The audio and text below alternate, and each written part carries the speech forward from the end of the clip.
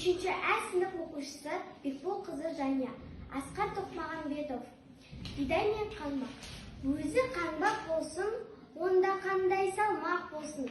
Тұрақтай алмай тегістікке, тірелді бір күн егістікке. Бидайға қаңбақ тым қатты, дауыспен бұлай тіл қатты. Сен осы бидайсың ба? Бидаймын. Ақыл айтсам тыңдайсың ба? Тыңдаймын.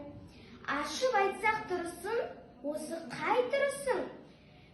Жүрмейсің, көрмейсің, кезбейсің, не бар, не жоқты да сезбейсің.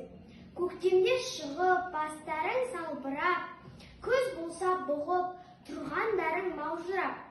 Мен болсам міне, күні мен түні, ұшарымды жел біліп, қонарымды сай біліп, сайран салып жүргенім, қызық өмір сүргенім. Ей қаңбақты, деді бидай, қанасына симай. Ашып айтсақ тұрсын, осы қай жүрісің? Белгілі тұрағың жоқ, бас түгіл құлағың жоқ. Уф десе ұшасың, суф десе қонасың. Қаңғырған қаңбақсың, кімге тұлға болмақсың? Біз болсақ міне, күні мен түні, жинағанымыз дән, айналамыз